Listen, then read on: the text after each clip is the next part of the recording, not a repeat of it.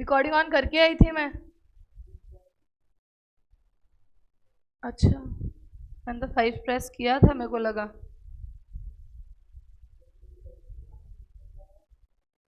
या तो पहले वाली स्टॉप नहीं हो रखी होगी और मैंने 5, पता नहीं फिर कैसे हो गया। चलो ध्यान रखा करो तुम वैसे इस चीज पर। लिख लिया? आज तो बड़ा धीरे धीरे लिख रहे हो तुम लोग।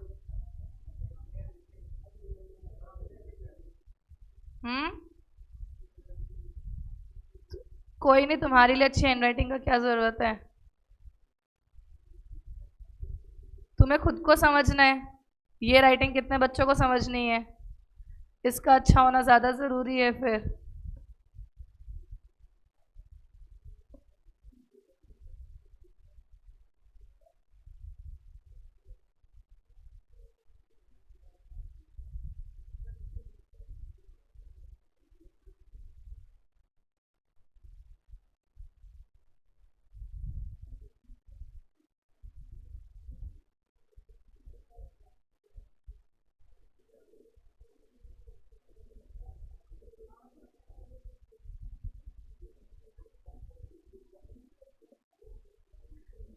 हो गया? चलो फिर आगे चलते हैं।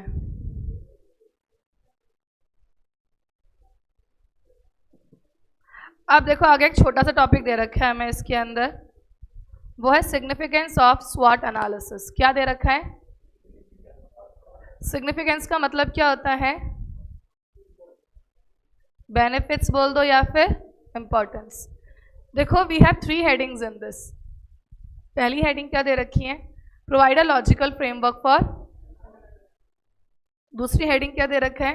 Present a comparative. तीसरा दे रखा है guide the strategies and strategy.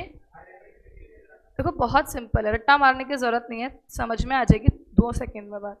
सबसे पहले तुम एनवायरनमेंट का एनालाइज करोगे, बाद में एनवायरनमेंट पहले तुम क्या करोगे, बेसिकली एनालाइज करोगे एनवायरनमेंट को, फिर इंटरनल और एक्सटर्नल को आपस में कंपेयर करते हो और फिर स्ट्रेटजी को क्या करते हो, आइडेंटिफाई करते हो। इम्प्लीमेंट तो बाद में करोगे, पहले बना तो दो, है ना। तो इन्होंने हमें यही बात लिख के दी है सिग्निफिकेंस के टॉपिक में। अगर हेडिंग को ध्यान से देखो, फर्स्ट हेडिंग लिखी है provide a framework for analysis. तो सबसे पहले तो तुम चीजों को क्या कर रहे हो, फिर तुम कंपेयर कर रहे हो इंटरनल और external, provide a comparative account, और उसके बाद तुम स्ट्रेटजी को क्या कर रहे हो। हम लोग इसी सीरीज में तो काम करते हैं, पहले हम क्या करते हैं, एनवायरनमेंट को एनालाइज करते हैं, फिर इंटरनल को एक्सटर्नल से कंपेयर करते हैं, और फिर स्ट्रेटजी को क्या करते हैं, आइडेंटिफाई करते हैं। यही काम करते हैं, इन्होंने भी हमें यही लिख के दिया है, तो हेडिंग रटने की जरूरत। सिग्निफिकेंस में पहला पॉइंट लिखा है स्वॉट एनालिसिस प्रोवाइड करता है फ्रेमवर्क फॉर एनालिसिस। ये कंपेयर करवाता है इंटरनल और एक्सटर्नल फोर्सेस को, और आइडेंटिफाई करवाता है किस चीज़ को, बेस्ट स्ट्रेटेजी को। तो हमारे पास में हेडिंग ज़्यादा रटने की आवश्यकता हमें अब नहीं है। तो पहला पॉइंट देखो हमें क्या लिख के दे रखा है, it provides logical framework of analysis. Topic को समझते हैं पर पहले ध्यान से सुनो। हम लोगों ने प्लानिंग का चैप्टर पढ़ा था, कब पढ़ा था, क्लास 12th में। जब क्लास 12th में हम लोगों ने प्लानिंग पढ़ा था तब हमने एक बात बोली थी कि जब हम प्लानिंग करते हैं तो प्लानिंग करते वक्त हम लोग फ्यूचर में होने वाली प्रॉब्लम्स को पहले से ही क्या करते हैं, एस्टिमेट कर लेते हैं, और इनको सॉल्व कैसे करना है उसको भी हम लोग पहले से सोचकर, ताकि जब एक्चुअल में प्रॉब्लम टेक प्लेस हो तो उसे सॉल्व करने में हमें टाइम कम लगे, और उस टाइम पे मेरा कॉस्ट भी क्या लगेगा फिर, क्योंकि आपने पहले से ही चीज़ों के बारे में सोचकर रखा हुआ है। यही होता था, इन्होंने भी यही बोला है कि आपको प्रोवाइड कर रहा है फ्रेमवर्क फॉर एनालिसिस, जहाँ पे ये फ्रेमवर्क आपको सिस्टमेटिक और साउंड साउंड का मतलब यहाँ पे एक्सीलेंट, बहुत अच्छी तरीके से। साउंड का मतलब बहुत अच्छा भी होता है, सिर्फ श्योर नहीं होता है ना। इंग्लिश में साउंड के दो मतलब होते हैं, एक मतलब क्या होता है, बहुत अच्छा। तो ये फ्रेमवर्क जो है क्यों है, फॉर सिस्टमेटिक और साउंड तरीके से थ्रेशिंग करना इश्यूज। थ्रेशिंग का मतलब क्या है, सॉल्व करना आपके इश्यूज। क्या एनवायरनमेंट में होने वाली हर एक प्रॉब्लम को हम सॉल्व करते थे, या सिर्फ उसको जिसका इम्पैक्ट ऑर्गेनाइजेशन पे आएगा। हैविंग बियरिंग, बियरिंग का मतलब होता है impact on the business situation. तो पहला पॉइंट हमने क्या देखा, आप एनवायरनमेंट को एनालाइज करने से क्या फ़ायदा हुआ। एनवायरनमेंट को एनालाइज करने से आप सिस्टमेटिक और साउंड तरीके से थ्रेश कर सकते हो उन इश्यूज का जिनका बियरिंग मतलब इम्पैक्ट किस पे आ रहा है, ऑर्गेनाइजेशन पे आ रहा है। सेकेंड पॉइंट, और इससे हम एक और काम करते हैं, वो क्या है, generation of alternative strategies. Third point हम क्या करते हैं, चॉइस ऑफ, मतलब लॉजिकल फ्रेमवर्क ऑफ एनालिसिस 3 काम करवा रहा है। पहला, इश्यूज को आइडेंटिफाई करवाना और थ्रेश करवाना। दूसरा, जनरेशन ऑफ ऑल्टरनेटिव्स करवाना। और तीसरा, चॉइस ऑफ स्ट्रेटजी करवाना। कितने काम करवाए, 3। पहला काम क्या था, सिस्टमैटिक और sound threshing of issues having bearing on the organization. दूसरा काम क्या करवाया, जनरेशन ऑफ ऑल्टरनेटिव स्ट्रेटेजीज। और तीसरा, चॉइस ऑफ। ये तीनों के तीनों काम हमारी स्वॉट एनालिसिस ने थ्रू द फ्रेमवर्क प्रोवाइड करवाया है। अब एक बात बताओ, तुम लोग कभी घूमने का प्लान बनाते हो, फॉर एग्जाम्पल, हर बच्चे का अलग अलग ओपिनियन, बहुत सारे प्लान बनते हैं, कोई बोलेगा पहले यहाँ जाएंगे फिर वो करते हैं, हर इंसान अलग अलग। क्यों? क्योंकि हर किसी का पर्सपेक्टिव और सोच क्या होती है। इसीलिए जब मैनेजमेंट किसी एक पर्टिकुलर टॉपिक पर प्लान बनाने लगता है तो ऑल्टरनेटिव्स बनते हैं, क्योंकि हर किसी का परसेप्शन किसी पर्टिकुलर चीज़ को लेकर डिफरेंट हो सकता है। यहाँ पे इसी बात को जस्टिफाई किया है कि एनालाइज करते वक्त, क्योंकि वेरिएशन है मैनेजमेंट के परसेप्शन में। परसेप्शन का मतलब होता है सोच, पॉइंट ऑफ व्यू।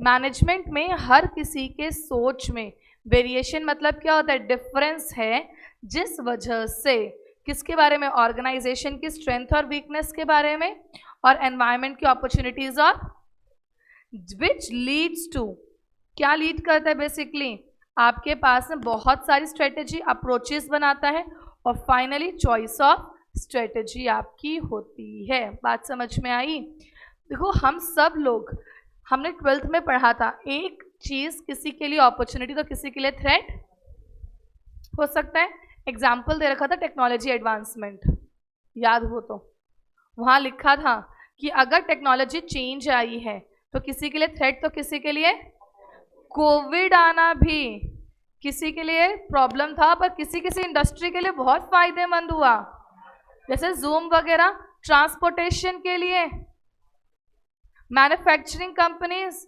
सब बंद करके मास्क बनाना शुरू। इंडिया में इतने मास्क ट्रांसपोर्ट हुए थे कि transport company earned a lot, logistic ने बहुत कमाई करी। और किसी घर में कोई ट्रांसपोर्ट के बिजनेस में हो तो उनको थोड़ा आइडिया होगा इस चीज़ के बारे में कि जहां लोगों की नौकरियां जा रही थी उनके लिए थ्रेट था, लेकिन on the very other hand वो फोन पे ही काम कर रहे थे सारा, है ना। तो यहाँ पे कोई एक फैक्टर किसी के लिए अपॉर्चुनिटी तो किसी के लिए थ्रेट हो सकता है। इवन ऑनलाइन बिजनेस के लिए बूम था और ऑफलाइन क्लासेस के लिए रिसेशन आ गया था, जो अपने आप को ऑनलाइन पे शिफ्ट नहीं कर पा रहे थे, और online business was at the peak. You are charging for the offline classes and were getting the online facilities. जिन बच्चों ने कोविड में ऑनलाइन क्लासेस ली है, they know very much. Clear है पॉइंट? तो यहाँ पर हमें क्या बोला कि हर किसी का परसेप्शन अलग है स्ट्रेंथ, वीकनेस, अपॉर्चुनिटी और थ्रेट को लेकर। इस वजह से पहले जनरेट होंगे ऑल्टरनेटिव और फिर चॉइस होता है किस चीज़ का, स्ट्रेटजी का। तो अगर हमने पूरा पैराग्राफ ध्यान से समझा तो हमें क्या पता चला कि स्वॉट एनालिसिस फ्रेमवर्क दे रहा है। पहला किसके लिए, सिस्टमेटिक और sound threshing of issues having bearing on the organization. Second, generation of alternative, third, choice of strategy. फिर हमने देखा क्योंकि वेरिएशन है मैनेजमेंट के परसेप्शन में, इस वजह से आप जनरेट करते हो ऑल्टरनेटिव्स को, चॉइस करते हो स्ट्रेटेजी को। क्लियर है बात? पक्का? पहला एडवांटेज समझ में आया? तो फर्स्ट एडवांटेज क्या प्रोवाइड कर रहा है? फॉर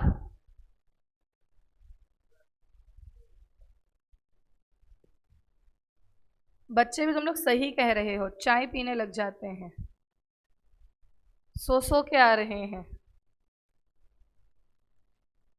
इन्हें पता है मैम पहले तो आएंगी 10 तक, 9, 10 तक, फिर सिस्टम स्टार्ट होगा, फिर मैम पुराना रिवाइज करवाएंगी। उतने में कई बच्चे सोचते हैं फटाफट से नहाकर आ जाते हैं जो घर बैठे हैं, या कोई सोचते हैं फटाफट ब्रेकफास्ट कर लेते हैं। अगर हम भी अपने आप को तुम्हारी जगह रखें तो हमारे दिमाग में भी ऐसा भी आता। जैसे जिन बच्चों को चाय वगैरह पीनी होती है वो बच्चे वही वाला टाइम फिक्स करके रखते हैं कि फैकल्टी थोड़ा जल्दी जाएगा, फैकल्टी थोड़ा लेट आएगा, उस टाइम में जाके हम चाय पी कर आ सकते हैं। ओके, पहला एडवांटेज क्या लिखा है? Provides logical framework for analysis, है ना? इसमें हमें क्या दे रखा है? ये हमें प्रोवाइड कर रहा है फ्रेमवर्क फॉर 3 कामों के लिए। पहला काम क्या है? Systematic and sound threshing of issues. Second, generation of alternatives, and third, choice of strategy। ये 3 काम करवा रहा है ना? अगला पॉइंट क्या है? क्योंकि क्या आती है? वेरिएशन है in managerial perception towards environment leads to formation of alternatives and choice of strategy।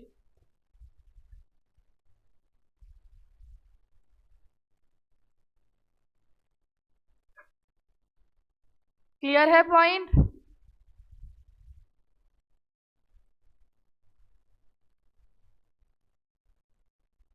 Advantage समझ में आया? पहला क्या लिखा है? First advantage provides logical framework for analysis.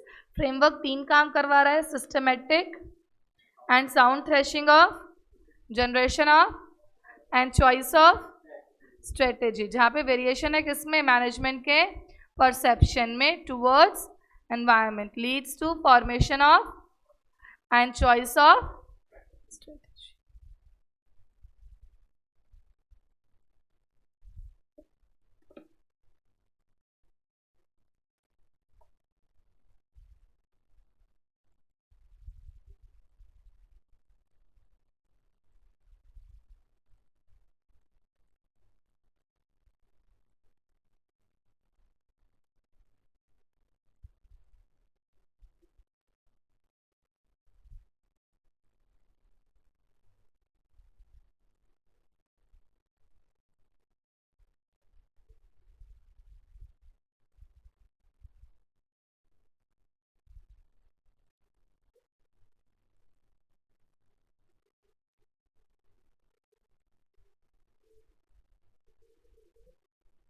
Done? अगला पॉइंट देखो क्या लिखा हुआ है, पॉइंट नंबर 2। क्या है पॉइंट नंबर 2 इसके अंदर? Provides a comparative account. अब प्रोवाइड्स अ कंपैरेटिव अकाउंट, अच्छा ज्वाइन ही नहीं हो रहा था आज, बच्चे कह रहे हैं ऐसी बात नहीं, हम कोशिश कर रहे थे, ज्वाइन नहीं हो पा रहा था। It present a comparative account. What is comparative? मतलब कंपैरिजन. कंपैरिजन किसके बीच में करते हैं? स्ट्रेंथ वीकनेस अपॉर्चुनिटी और स्ट्रेंथ वीकनेस इंटरनल का, अपॉर्चुनिटी और थ्रेट. हम लोग ना स्ट्रेंथ को अपॉर्चुनिटी से कंपेयर करेंगे, स्ट्रेंथ को थ्रेट से कंपेयर करेंगे, वीकनेस को कुछ ऐसी चीजें बनेंगी. क्या मैं स्ट्रेंथ को वीकनेस से कंपेयर करूंगी? इंटरनल से कंपेयर. इंटरनल को किससे कंपेयर करते हैं? एक्सटर्नल से. वेरी गुड, इन्होंने यही बात बोली है. SWOT analysis present the information about both internal and external from where it is possible to compare, जिससे आपका पॉसिबल हो पाता है कंपेयर करना एक्सटर्नल अपॉर्चुनिटी और थ्रेट को विद इंटरनल स्ट्रेंथ एंड. अब देखो, आप जब चीज़ों को कंपेयर करते हो तो आपको सूटेबल आउटकम्स मिलेंगे. कैसे? चीज़ों कंपेयर के आपने देखा मेरे पास स्ट्रेंथ ज़्यादा है और मार्केट में अपॉर्चुनिटी भी ज़्यादा है. हमारे पास स्ट्रेंथ ज़्यादा है पर मार्केट में थ्रेट भी ज़्यादा है. वीकनेस ज़्यादा है पर मार्केट में अपॉर्चुनिटीज़ भी. अलग अलग कॉम्बिनेशंस बनेंगे. PNC. This help in matching. हम मैच करते हैं इंटरनल को एक्सटर्नल के साथ में ताकि so that strategist can come out with suitable strategy और डेवलप करेगा सर्टेन पैटर्न्स को. द पैटर्न्स आर कॉम्बिनेशन से का मतलब होता है फॉर एग्जाम्पल या लेट्स से. हम बोलते हैं ना उसमें मैथ्स में, let's say x equals to 0 मान रहे हैं. इसका मतलब है यहाँ पे और कॉम्बिनेशंस भी हो सकते हैं, लेकिन कॉम्बिनेशन लिखते वक्त याद रखना इंटरनल का इंटरनल से कॉम्बिनेशन. इंटरनल का किससे बनाना है? High opportunity high strength, high opportunity low strength, high strength high strength, high high low high, जितने तुम्हारे बने हाई लो करके बना देना. क्लियर है बात? पक्का? तो इसका रट्टा मारने की ज़रूरत नहीं है, हमें सिर्फ इतना बात को ध्यान रखना है कि स्वॉट एनालिसिस ने क्या दिया तुमको? इंफॉर्मेशन. इंफॉर्मेशन से तुमने क्या किया? कंपेयर किया. किसको? इंटरनल को. और कंपेयर करके क्या बने? Suitable strategy patterns. पैटर्न्स में क्या क्या हो सकते हैं? 3-4 पैटर्न्स के नाम लिख देना. मतलब बहुत सिंपल सा कंटेंट है. कंटेंट में क्या लिखा? क्या प्रोवाइड किया आपको? इंफॉर्मेशन प्रोवाइड किया. किसके बारे में? फिर आपने कंपेयर किया एक्सटर्नल को किसके साथ? So that strategist come out with suitable by developing और पैटर्न्स ये बनेंगे. क्लियर है? पहला पॉइंट कौन सा पढ़ा था? उसमें हमने 3 बातें पढ़ी थी. फ्रेमवर्क हमें पहला क्या इसमें हेल्प करा था? Systematic and sound threshing of issue. Second point. Third point. फिर अगला क्या था? मैनेजमेंट के थॉट में क्या था? वेरिएशंस की वजह से आप परसेप्शन अलग था. परसेप्शन अलग होने की वजह से आप क्या बना रहे थे? जनरेशंस ऑल्टरनेटिव बना रहे थे और ऑल्टरनेटिव से आप चॉइस कर रहे थे एक. अगला पॉइंट था present a comparative account. Information बहुत इंटरनल और एक्सटर्नल एनवायरनमेंट के बारे में होती है जिससे आप कंपेयर करते हो एक्सटर्नल अपॉर्चुनिटीज और इंटरनल वीकनेस, और ताकि आप क्या मिल सके? Suitable combinations. और कॉम्बिनेशंस ये सारे है. क्लियर है बात? पक्का? लैंग्वेज समझ में आ रही है ना? नंबर इसी लैंग्वेज के हैं. अगर तुमने यही बात, बिल्कुल यही बात अपने शब्दों में लिख दी, कोई वैल्यू नहीं है, हालांकि तुम समझा यही रहे हो. बात समझ रहे हो?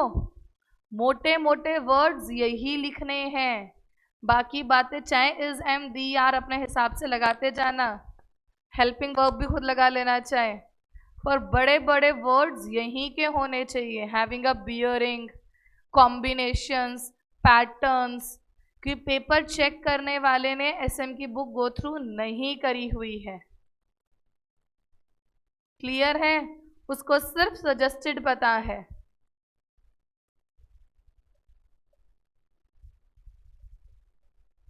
क्या दे रखा है? Second point, provides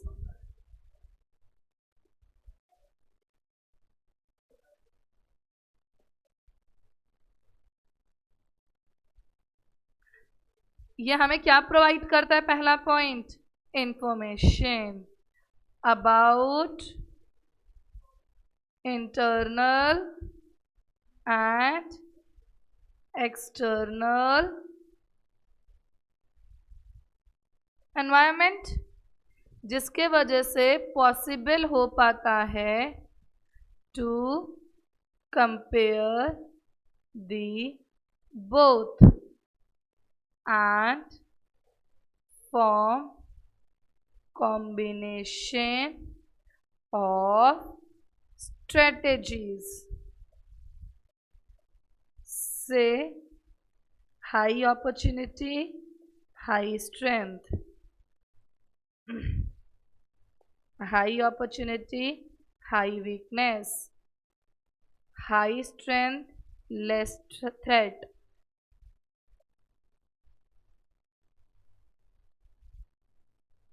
and so on. SM पे जितना ध्यान दे सकते हो ना दे लेना। ईआईएस बहुत खतरनाक सब्जेक्ट है, क्योंकि टेक्निकल सब्जेक्ट है, कंप्यूटर से रिलेटेड सब्जेक्ट है, वर्ड्स लर्न करते ही रह जाएंगे। डेटाबेस क्या होता है, एप्लीकेशन सेंटर क्या होता है, ये क्या होता है, वो क्या होता है, तो उसके अंदर थोड़ी दिमाग खराब होगी। आर्टिफिशियल इंटेलिजेंस क्या होता है, मशीन लर्निंग क्या होता है, तो इसलिए एसएम में जितना स्कोर कर पाओगे बहुत बेटर रहेगा। और एसएम इजी भी है, ऐसी बात नहीं है, बाकी मेहनत तो हर सब्जेक्ट के लिए करनी पड़ेगी।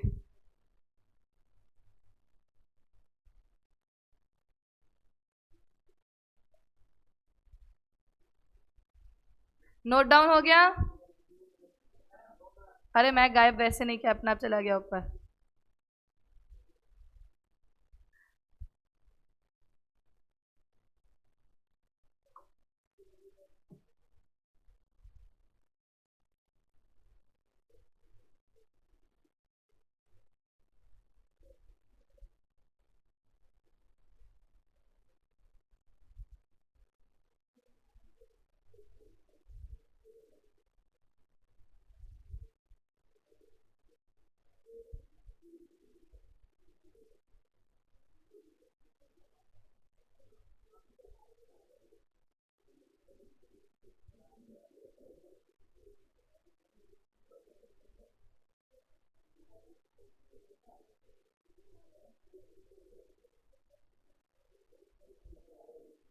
अब हो गया note down?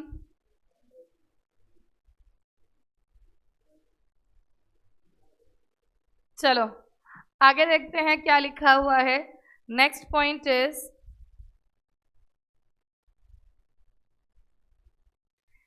It guide the strategist in strategy identification. अब देखो तुम्हें ना मार्केट में कैसी सिचुएशन मिल सकती है। मार्केट में ना ऐसी सिचुएशन भी आ सकती है कि तुम्हारे पास स्ट्रेंथ भी है, वीकनेस भी है, अपॉर्चुनिटी भी है और सब कुछ प्रेजेंट है, मतलब कुछ भी फेवर में नहीं है। अगर तुम्हारे पास मार्केट में अपॉर्चुनिटी अवेलेबल है तो इक्विवेलेंट मार्केट में थ्रेट भी अवेलेबल है। ऐसे केस में जब कुछ भी 100% फेवर में नहीं है, रियलिटी की सिचुएशन तो यही होती है कि कभी भी एनवायरनमेंट के सारे फैक्टर्स हमारे फेवर में नहीं होते।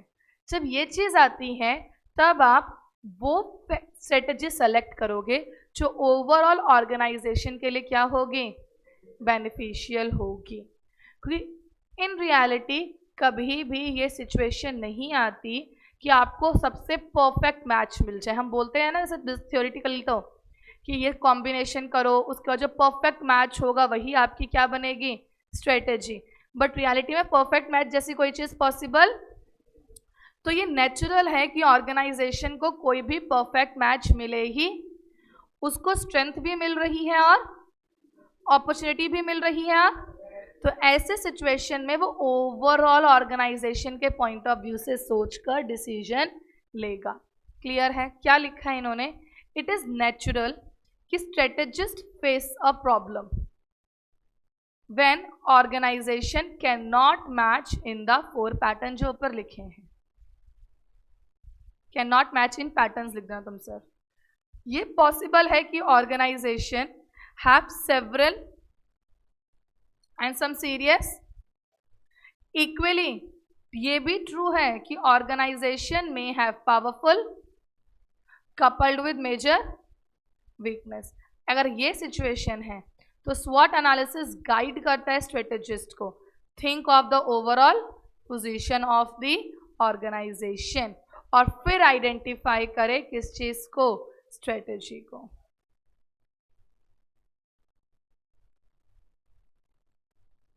क्लियर है बात?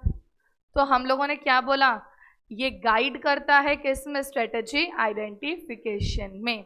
तो स्ट्रेटेजिस्ट फेस करता है problem when he can not match with the best pattern. It is possible organisation face several opportunities and threat and also true that they may have powerful strength and.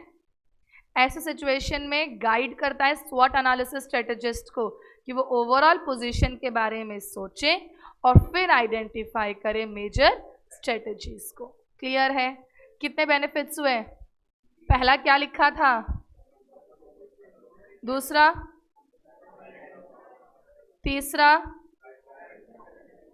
फटाफट से 3 point लिख लेते हैं, फिर एक बार तुम लोग रीड कर लेना क्या लिखा हुआ है। Guide the strategist and strategy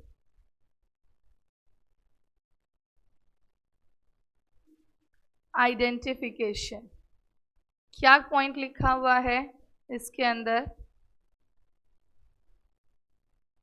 organisation में face problem to match with perfect or certain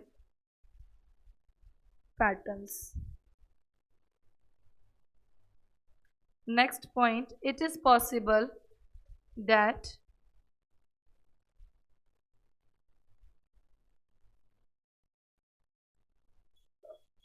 organization have opportunities and threats, and also true that organization may face possible strength and weakness. In such a situation,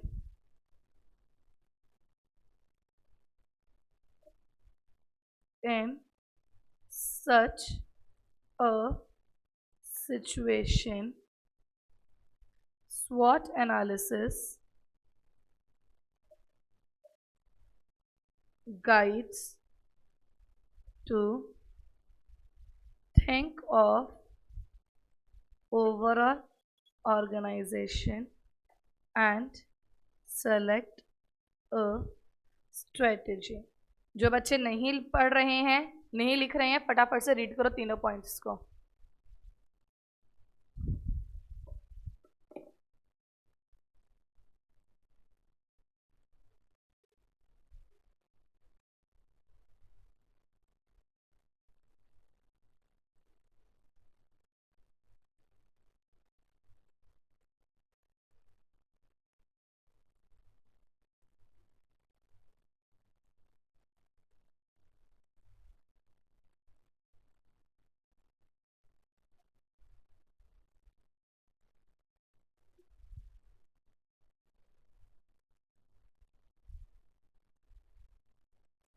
Done everyone?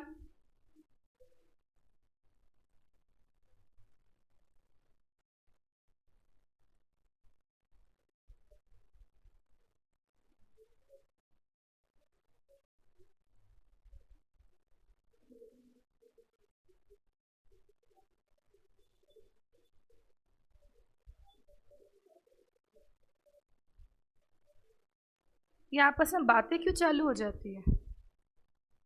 ऐसा कौन सा discussion है सुबह सुबह?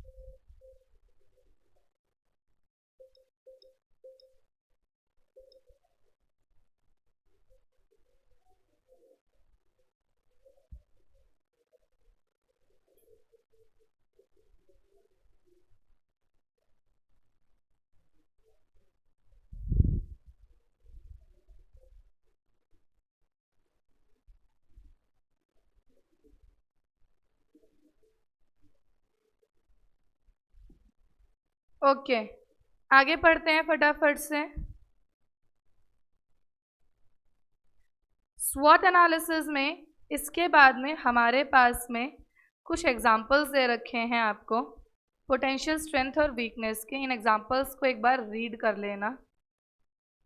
Example page number 44 पर है, 45 यहाँ तक।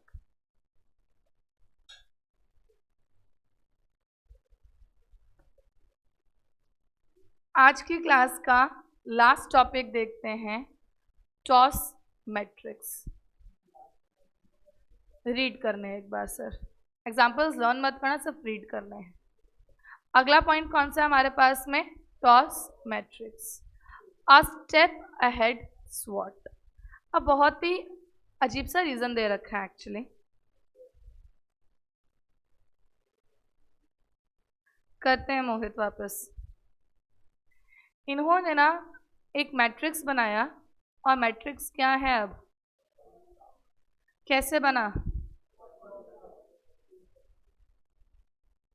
लॉजिक भी दिया है इन्होंने बोला है पहले हम लोगों ने कौन सा एनालिसिस बनाया था, जब स्वॉट एनालिसिस बनाया ना तो हमने कंपेयर किया इंटरनल को, और जो स्ट्रेटेजीज बन रही थी ना वो अच्छी नहीं बन रही थी, आउटकम अच्छा।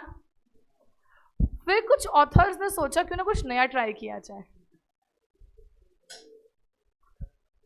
तो उन्होंने एक नया मैट्रिक्स बनाया, और फिर उन्होंने इस नए मैट्रिक्स के हिसाब से फिर से कंपेयर किया इंटरनल को, जिससे उनको इंक्रीमेंटल बेनिफिट्स भी मिले। सिर्फ नाम चेंज करना, कंपेयर यहाँ भी इंटरनल एक्सटर्नल से, तो यहाँ पे भी इंटरनल एक्सटर्नल से लिखा है इन्होंने, ये नहीं बोला एक्सटर्नल इंटरनल कर दो, ये भी बोला था तो समझ में आता।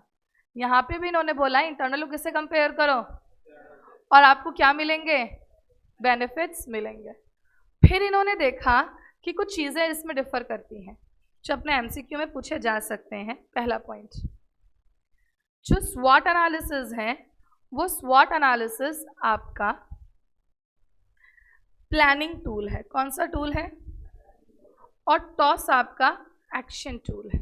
याद रखना बहुत सिंपल तरीका, पहले क्या बनाते हैं हम, स्वॉट, पहले क्या करते हैं, प्लानिंग, फिर क्या करते हैं, तो ये क्या हुआ, एक्शन के लिए, और ये किसके लिए हुआ, प्लान।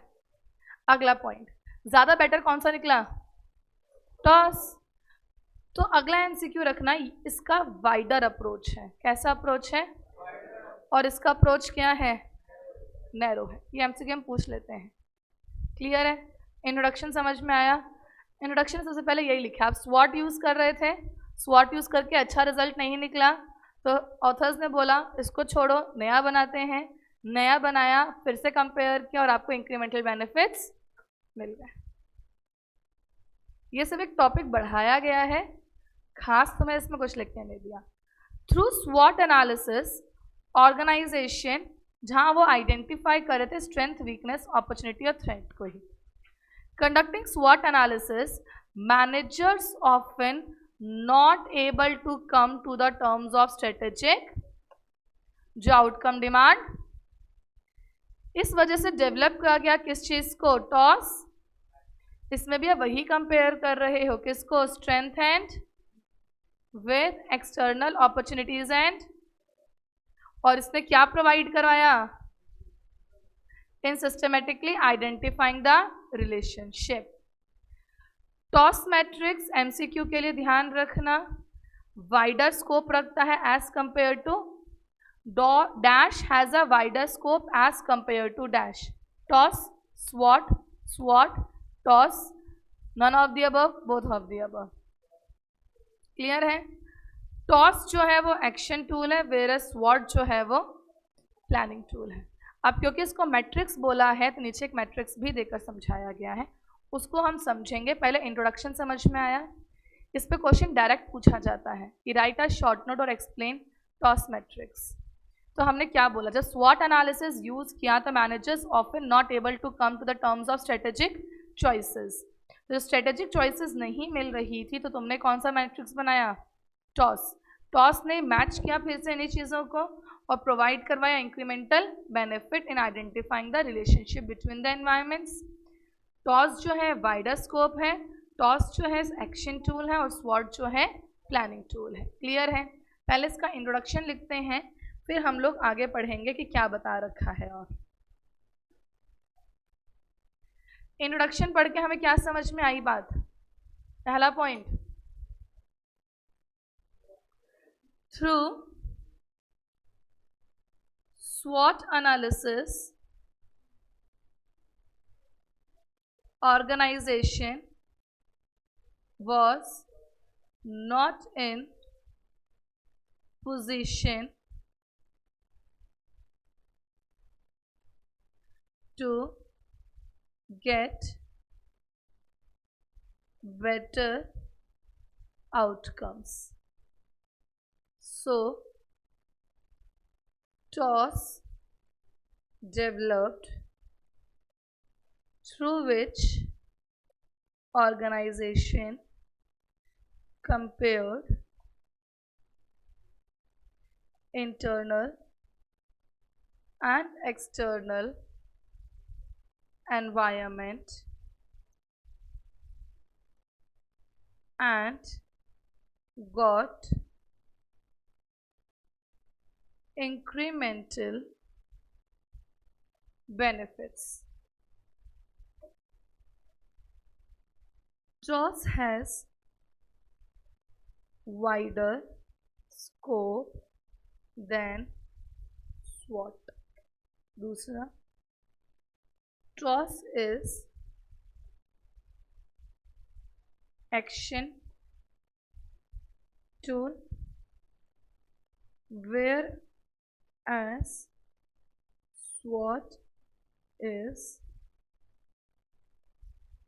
Planning tool. मैट्रिक्स इसका हम कल की क्लास में देखेंगे।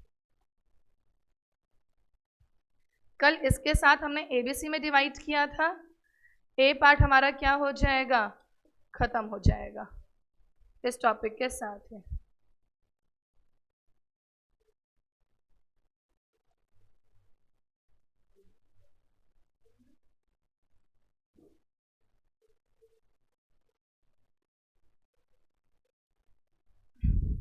Online class, any doubts?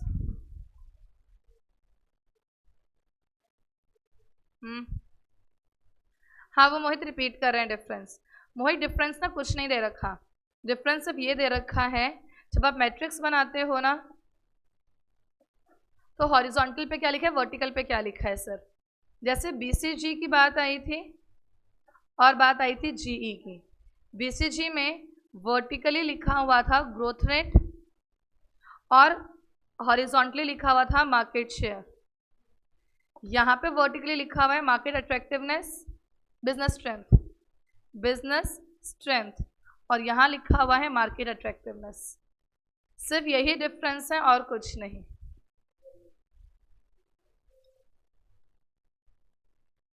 Okay class.